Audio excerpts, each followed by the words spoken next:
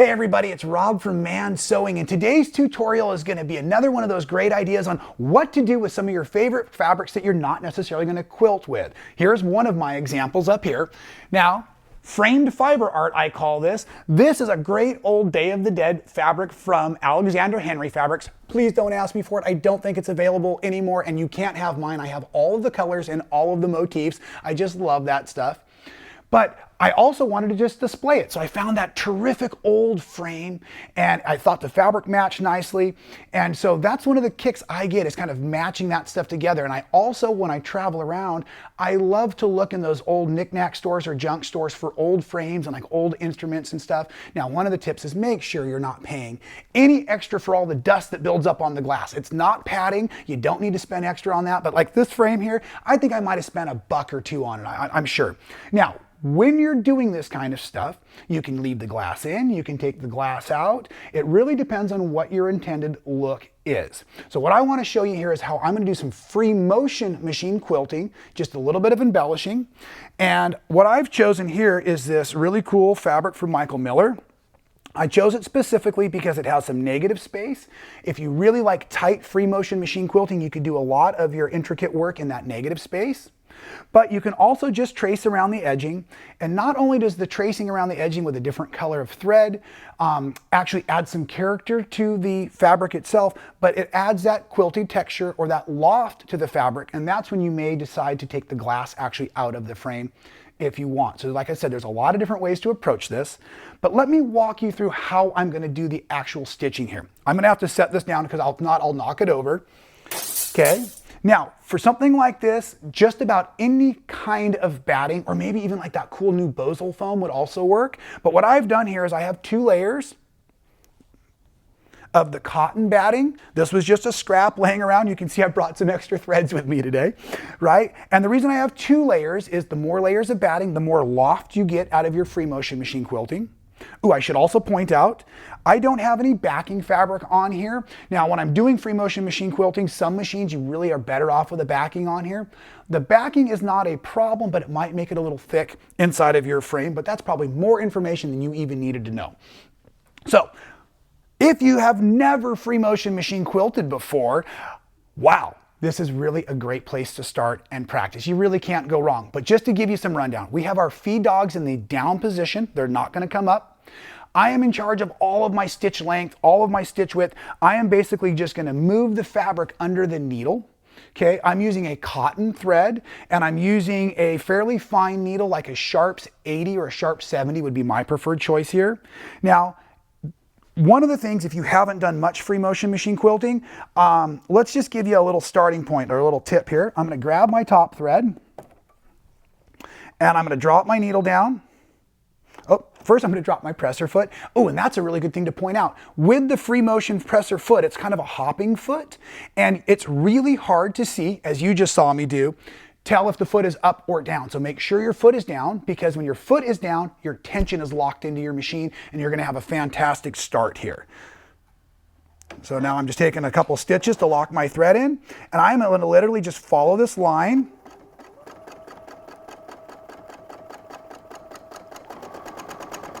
Try to stay close.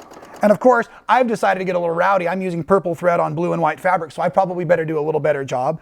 So I'm just going to come through here. Now with free motion quilting, they say that you want to try to keep your stitch lengths consistent.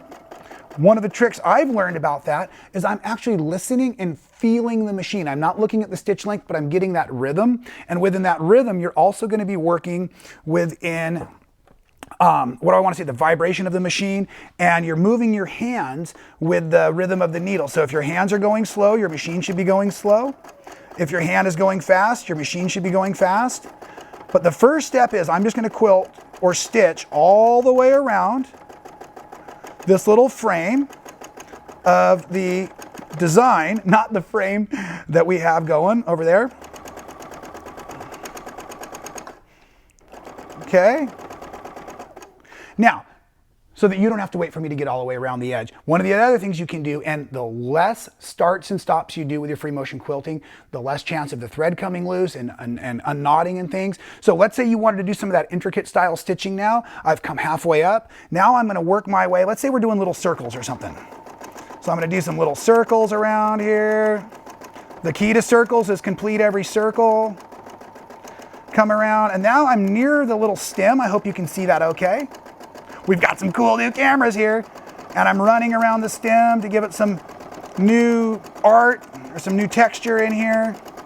And I'm just going to play, and I'm going to play, and I'm going to play until I like the way it finishes. Once it's done, all I have to do at that point is pop the backing out of my frame, and the backing becomes my measuring device, right? So I'm going to lay that on my free motion quilted sample. You're going to want to make sure you keep it centered if it is a symmetrical motif like I was using. Cut it, lay it in with the stitching pointing out, of course, and you can put your backing on it. And another fun way you can do this, and I'll actually show you how to cut it, it's pretty easy. Look at this. I was just testing some threads here. This is a fun new variegated polyester thread of all things from Appell, and they have a couple different colors out there that I really like, but I am pretty fond of this portion of my design. Okay, so let's say we're going to really need to do this, and I don't want to take this apart because I've got a couple of nails holding it all together that you can't see. But what I can easily do is just come here and measure. Okay, so I need an 8 by 10 cut. So let's take a nice big long cut over here. And literally, this was a practice sample. Now, I liked it, so that was hard for me to do. Okay, and then I'm just going to come down here. And we're making 8 this way. And it doesn't have to be perfectly accurate because it's going to be inside of a frame, right? And I'm going to trim this down. I am making sure, though, that I have my total 10 inches. Yes, I do. Okay, there's that.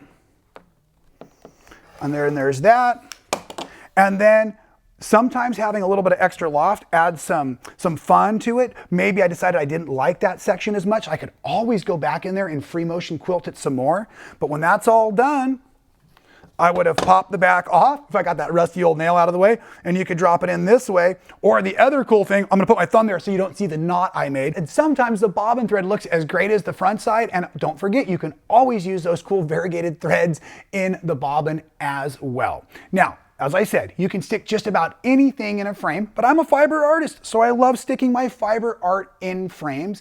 You can use them for decorations anywhere, and they also make a fantastic gift. That's right, my birthday is in December, so we've got birthday and Christmas coming up eventually, so don't forget, I love gifts, and I love all of you. We'll see you next time at Man Sewing.